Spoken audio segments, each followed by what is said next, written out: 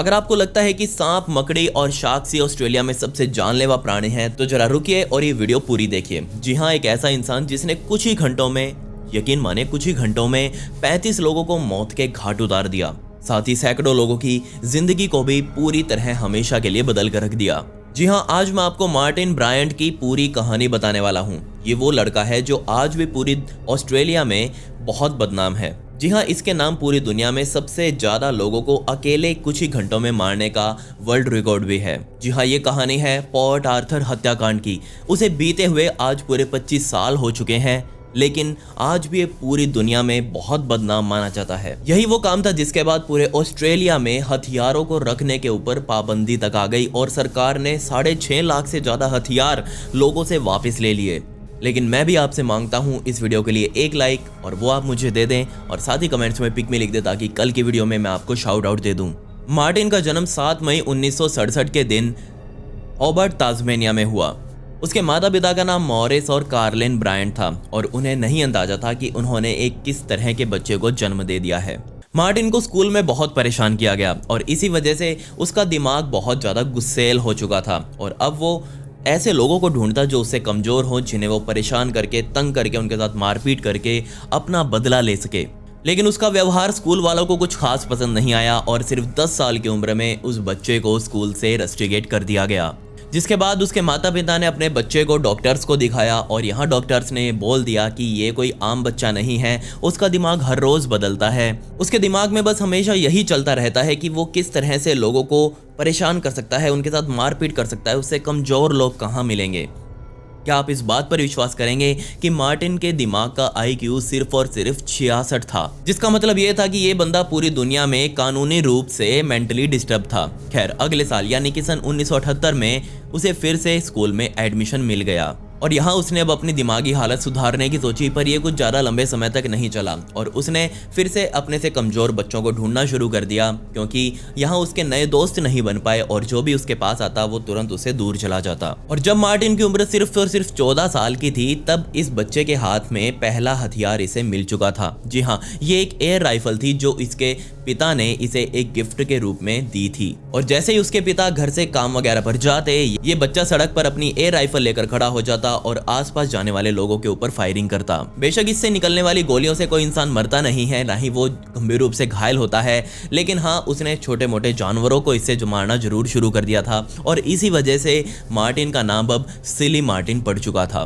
उसके पड़ोसी भी अब ये बोलने लग गए थे कि इस बच्चे के अंदर किसी के लिए कोई फीलिंग्स नहीं है और इसी वजह से सन 1980 तक आते आते उसे स्कूल में एक अलग यूनिट में बैठाया जाने लगा। जी हाँ, एक ऐसी यूनिट जहाँ सिर्फ और सिर्फ पागल बच्चे ही बैठा करते थे। 1983 में उसे स्कूल से निकाल दिया गया क्योंकि उसकी हरकतें ऐसी थी कि वो स्कूल में रहने लायक नहीं था, जिसके बाद उसे सरकार द्वारा दिव्यांग पेंशन्स दी जाने लगी। और अब यहाँ तक वो समझ चुका था कि ना ही उसे पढ़ना आता है, ना ही उसे लिखना आता है, लेकिन एक काम था जो वो बहुत अच्छे से करता था और वो था पेड़ पौधे लगाने का, किसी की गार्डन की देखभाल करने का। अब रूल तो ये था कि उन माता पिता को मार्टिन को सरकार के हवाले करना था, लेकिन उन्होंने ऐसा किया नहीं और मार्टिन को अपने पास ही रखा। लेकिन अपने ऐसे दिमाग की वजह से वो किसी के साथ जुड़ नहीं पाया और आने वाले अगले 5 सालों तक वो अपने माता पिता के पास ही रहा। और फाइनली सन 1987 में जब उसकी उम्र तकरीबन 20 साल की थी और तब उसकी जिंदगी में उसका पहला कनेक्शन बना। जी हाँ, एक महिला जिसकी उम्र 54 साल की थी और उसका नाम हेलन मैरी एलिजाबेथ था। वो इस महिला से गार्डन की साफ सफाई के दौरान मिला, जिसके बाद इन दोनों के बीच दोस्ती हुई। वो इसके घर आने जाने लगा और अब ऐसा लग रहा था जैसे एक नया इंसान मिलने के बाद मार्टिन की दिमागी हालत कुछ ना कुछ सुधर गई है। इस महिला का घर बहुत बड़ा था। जी हाँ, यकीन मानिए पूरी हवेली थी और इस हवेली के अंदर 14 डॉग्स और 40 बिल्लियां मौजूद थी और इन सभी जानवरों का ध्यान भी मार्टिन ही रखता था, लेकिन फिर भी उससे सही से नहीं हो पाया। और यहीं पर आकर पड़ोसियों ने शिकायत कर दी कि इस घर से बहुत गंदी बदबू आती है और जैसे ही अधिकारी अंदर घुसे, उनको दिख गया कि अंदर के हालात बिल्कुल भी नॉर्मल नहीं हैं। हर जगह जानवरों के मल मूत्र वगैरह पड़े हुए हैं और ऐसे हालातों में कोई इंसान तो क्या, जानवर भी नहीं रह सकते। इस घर में हेलन के साथ साथ उसकी 79 साल की माता भी वहीं रहा करती थी और जैसे ही इन दोनों को अब हॉस्पिटल ले जाने की बारी आई, तो हॉस्पिटल ले जाते वक्त उसकी माता, जिसकी उम्र 79 साल की थी, उसने बीच रास्ते में ही दम तोड़ दिया। अब हेलन अकेली हो चुकी थी, तो उसने सोचा कि क्यों ना वो अब मार्टिन को परमानेंट अपने पास बुला ले और मार्टिन ने तुरंत इसके लिए हाँ कर दी। जी हाँ, वो तुरंत उसके विला पर या फिर जो भी वो हवेली थी वहाँ चला गया और यहाँ पर उसके साथ रहने लगा। और अब यहीं से इन दोनों ने मिलकर बहुत सारा पैसा उड़ाना शुरू कर दिया। पैसा कितनी तेजी से उड़ाया उसका अंदाजा आप यहीं से लगा सकते हैं कि जहाँ इस महिला के पास एक भी गाड़ी नहीं थी, वहीं एक साल में इन लोगों ने यानी कि मार्टिन और हेलन ने मिलकर 30 नई गाड़ियां खरीद ली थी। डेली शॉपिंग करना, रेस्टोरेंट्स में बाहर खाना खाना, ऐसे ही टिप वगैरह दे देना और भी ना जाने कितने फिजूल के खर्चे इन दोनों लोगों द्वारा किए गए। अब आपको लग रहा होगा कि मार्टिन की हालत तो सुधर चुकी है, वो तो बिल्कुल आम आदमी बन गया है, शॉपिंग वगैरह कर रहा है, गाड़ी वगैरह चला रहा है। लेकिन यहाँ आप गलत हैं और फिर से पब्लिक अनाउंसमेंट की गई कि मार्टिन को उसके परिवार वाले ही रखें, लेकिन यहाँ उसने नहीं मानी और वो मार्टिन हेलन के पास ही रहता रहा। सन 1991 में हेलन द्वारा एक शहर के पास ही 29 एकड़ की एक प्रॉपर्टी खरीदी गई। सोचकर देखिए 29 एकड़ की प्रॉपर्टी बहुत हो जाती है। और इसी प्रॉपर्टी में उनके द्वारा एक घर, बहुत बड़ा घर बनाया गया और ऐसा सिर्फ इसलिए किया गया ताकि मार्टिन और हेलन इस नए घर में शिफ्ट हो सकें, क्योंकि वहाँ जो पुराने घर में वो रह रहे थे वहाँ लोग आसपास इनको ताना मारने लग गए थे कि इन दोनों के रिलेशन कुछ खास अच्छे नहीं हैं और इन दोनों के बीच में अफेयर चल रहा है। लेकिन यहाँ इस नए घर में शिफ्ट होने के बाद फिर से मार्टिन रोज रात को अपनी एयर राइफल लेकर निकलता और आसपास मौजूद छोटे बड़े जानवरों के ऊपर चला कर उनको मार डालता। खैर दिन बीते और एक रोड ट्रिप के दौरान एक्सीडेंट हुआ जिसमें मार्टिन बहुत गंभीर रूप से घायल हुआ, लेकिन यहाँ पर हेलन की उस कार एक्सीडेंट में मौत हो गई। हेलन की मौत के बाद उसकी सारी जायदाद का अकेला मालिक अब मार्टिन था और यहीं से उसके हिस्से में तकरीबन $6.5 लाख की संपत्ति आई। सोचकर देखिए 1991 के $6.5 लाख आज के टाइम पर तकरीबन 7-8 मिलियन डॉलर्स के बराबर हैं। अब क्योंकि वो पागल था तो इस वजह से मार्टिन की सारी दौलत की हकदार जो थी उसकी वो माता बनी और फिर से वो अब अपने माता पिता के साथ ही रहने लगा। लेकिन 16 अगस्त 1993 के दिन मार्टिन के पिता मॉरिस की भी मौत हो गई। जी हाँ, उसकी लाश वहीं की एक झील में तैरती हुई मिली, लेकिन यहाँ पर देखते ही लग रहा था कि उसका मर्डर किया गया है, क्योंकि उसके गले पर यहाँ घोटने के निशान थे, जैसे कि उसके गले में बेल्ट फंसाकर यहाँ कुछ बांधा गया हो। और यहाँ पर अब सीधे तौर पर शक गया मार्टिन के ऊपर, लेकिन उसके खिलाफ कोई सबूत नहीं मिले, इसीलिए इस केस को एक सुसाइड बोलकर फाइल बंद कर दी गई। लोग आज भी कहते हैं कि मार्टिन ने ही अपने पिता का कत्ल किया ताकि उसकी सारी संपत्ति वापस मिल जाए और जो पिता की संपत्ति थी वो भी वापस मिल जाए। और यहाँ सारी संपत्ति हड़पने के बाद मार्टिन के दिमाग का असली खेल अब शुरू हुआ। वो आसपास रहने वाले लोगों से खुलकर बातें करने लगा। वो दुनिया भर में घूमने जाने लगा, लेता फ्लाइट बुक करता और उड़ जाता।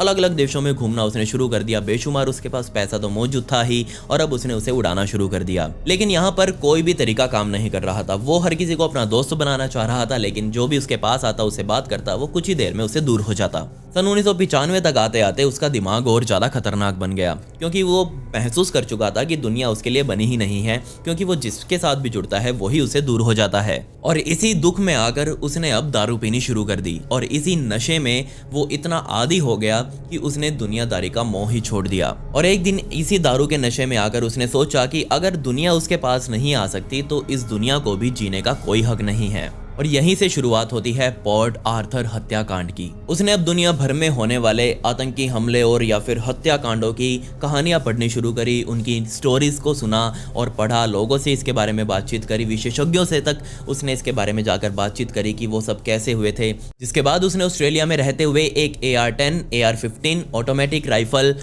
LI-A1 self loading battle rifle और एक USAS शॉटगन खरीदी। ये सारे हथियार खरीदने के बाद वो पोर्ट आर्थर जाने लगा। जी हाँ, वो बार बार पोर्ट आर्थर जाता और उसकी रेकी करके आता और ये ऐसा उसने एक बार नहीं बल्कि कई महीनों तक किया। ये सब करने के बाद उसने एक स्पोर्ट्स बैग खरीदा। और अब आपको लग रहा होगा कि ये स्पोर्ट्स बैग उसने बंदूकें वगैरह रखने के लिए खरीदा होगा, लेकिन यहाँ आप गलत हैं। ये स्पोर्ट्स बैग तो सिर्फ और सिर्फ गोलियां रखने के लिए था। जी हाँ, यकीन मानिए उसने कितने बड़े पैमाने पर इसकी हमले की साजिश रची थी कि उसके कंधे पर मौजूद एक स्पोर्ट्स बैग तो सिर्फ और सिर्फ एमओ यानी कि गोलियों से ही भरा हुआ था, बंदूकें अलग हैं। अब पूरा प्लान तैयार हो चुका था और अब बारी थी इसको अंजाम देने की। 28 अप्रैल 1996 के दिन मार्टिन सुबह 6 बजे उठा। उसने 6 बजे का अलार्म सेट किया हुआ था, जबकि उसने आज तक कभी अलार्म क्लॉक को इस्तेमाल नहीं किया था। सुबह करीब 9:45 बजे उसने अपनी गाड़ी उठाई और उस गाड़ी में पिछली सीट पर बंदूकें और वो गोलियों वाला बैग रखा और सीधा पोर्ट आर्थर की तरफ निकल पड़ा। तकरीबन 11:15 बजे वो रास्ते में ही एक पड़ने वाले एक ढाबे पर पहुंचा। यहाँ बैठकर उसने नाश्ता किया और ये वो ढाबा था जो उसके पिता कभी खरीदना चाहते थे, लेकिन इसके मालिकों ने इस ढाबे को बेचने से मना कर दिया। जिसके बाद मार्टिन को लगा कि जरूर इसी वजह से, इस प्रॉपर्टी की वजह से ही उसके पिता सदमे में आए और उन्होंने खुद को सुसाइड कर लिया। और इसी वजह से उन्होंने सोचा कि अब क्यों ना सबसे पहली शुरुआत इन ढाबे वाले के मालिकों से ही की जाए। और उसने तुरंत अपनी बंदूकें निकाली और इस ढाबे के दोनों मालिकों को, यानी कि वो बूढ़ा जोड़ा था, एक बूढ़ा दंपत्ति था, उन दोनों को ठोक दिया। और यहीं से शुरुआत होती है पोर्ट आर्थर हत्याकांड की। इनको अंजाम देने के बाद उसने अपनी गाड़ी उठाई और वो फिर से पोर्ट आर्थर की तरफ निकल पड़ा। पोर्ट आर्थर पहुंचने के बाद उसने सबसे पहले अपनी गाड़ी ब्रॉड एरो कैफे के पीछे लगाई। जी हाँ, उसने वहां रुककर अपनी एक टेबल बुक करी। वहां पर टेबल पर उसने अपना खाना मंगवाया, खाना वाना खाया और फिर शुरू होता है इस पूरे खेल का सबसे गंदा सच। मार्टिन के आसपास और भी टेबल्स रखी हुई थी। उन टेबल्स पर तकरीबन 70 से 80 लोग बैठे हुए थे। सबसे पहले उसने जिस टेबल पर रखकर खुद अकेले खाना खाया था, उसी टेबल पर अपना एक कैमरा निकाला और उस कैमरे को सेट किया। वो सारे इस पूरे काम को फिल्माना चाहता था। अगर आपको उस कैमरे की रिकॉर्डिंग चाहिए तो आप मेरे इंस्टाग्राम पर आकर मुझसे मांग सकते हैं, मैं वहाँ पर आपको दे दूंगा। स्टोरीज़ पर भी नहीं लगा सकता क्योंकि वो बहुत दिल दहला देने वाली है, और यूट्यूब पर तो मैं बिल्कुल भी नहीं डाल सकता क्योंकि यूट्यूब की कम्युनिटी गाइडलाइंस के वो खिलाफ है। खैर, उसने अपनी AR-15 सेमी ऑटोमेटिक राइफल निकाली और उसके अंदर एमो लोड की और तुरंत वहाँ पर बैठे 60 से 70 80 लोगों के ऊपर अंधाधुंध गोलियां चलानी शुरू कर दी। शुरुआत के सिर्फ और सिर्फ 15 सेकंड्स में, सोच कर देखिए, सिर्फ और सिर्फ 15 सेकंड्स में उसने वहां बैठे 17 लोगों के शरीर को गोलियों से भर दिया था, जिसमें से 12 लोगों की तो यहां मौके पर ही मौत हो गई। और वो सीधा ये हमला करने के बाद इस कैफे की गिफ्ट शॉप पर गया। वहां पर लोग इस हमले से बचने के लिए छुपे हुए थे और यहाँ पर भी उसने कुल टोटल 12 गोलियां चलाई, जिसमें 8 लोगों की तो मौके पर ही वहां मौत हो गई। बदकिस्मती से इस कैफे के बाहर वहां हाल ही में पहुंचा एक ग्रुप खड़ा था। उनको सामने गोलियां की आवाज चलती हुई सुनाई दे रही थी, लेकिन उनको लगा कि ये सारी गोलियों की आवाज एक ड्रामा का हिस्सा है, यहाँ कोई ड्रामा चल रहा है। और इस बात का अंदाजा मार्टिन को लग चुका था कि इनको कोई अंदाजा नहीं है कि यहाँ हमला हो रहा है, और उसने इस बात का पूरा फायदा उठाया। वो अपनी गाड़ी तक पहुंचा, उसने अपनी बंदूक बदली, उसने अपनी सभी बंदूकों को रिलोड किया और तुरंत अपनी बंदूकें उठाकर लाया और उस ग्रुप पर अंधाधुंध गोलियां चलानी शुरू कर दी। बदकिस्मती से इस बार वाले हमले में 4 लोगों की मौके पर ही मौत हो गई और उसके बाद उसने सीधा अपनी गाड़ी उठाई और वहां से निकला। अभी वो तकरीबन 300 मीटर दूर पहुंचा ही होगा, मतलब कि वो नीचे उतर रहा था। ढलान वाली सड़क थी और जैसे वो अपनी गाड़ी नीचे लेकर जा रहा था, उसने देखा कि कोने पर एक परिवार चलता हुआ आ रहा है। इसमें मियाँ बीवी और 2 उनकी छोटी छोटी बच्चियां भी थी। उसने उनके पास ले जाकर अपनी गाड़ी रोकी और अपनी गाड़ी से बाहर निकला। इससे पहले कि वो परिवार कुछ समझ पाता, उनको तो अंदाज़ा भी नहीं था कि ये आदमी अभी अभी क्या करके आया है, और सीधा उसने अपनी गाड़ी रोकी, वहाँ से बाहर निकला, अपनी गोलियां निकाली और पूरे परिवार को छलनी कर दिया, जिसमें वो दोनों बच्चियों की भी मौके पर ही मौत हो गई। जिसके बाद वो वहाँ से अपनी गाड़ी उठाकर निकला और थोड़ी दूर आगे चलने पर उसने अपनी गाड़ी के सहारे एक BMW गाड़ी को रुकवाया और उसके अंदर बैठे 4 लोगों को गोलियों से छलनी करके उनकी BMW लूट ली और अब BMW से वहां से भागने लगा। अब सोचकर देखिए वो आगे कहाँ गया होगा। जी हाँ, आपने सही सोचा ही होगा शायद, तो आपने सही सोचा, वो सीधा पहुंचा वापस उस ढाबे पर जहां पर उसने सबसे पहले नाश्ता किया था। पौने 10 बजे रुक के, पौने 12 बजे रुक के।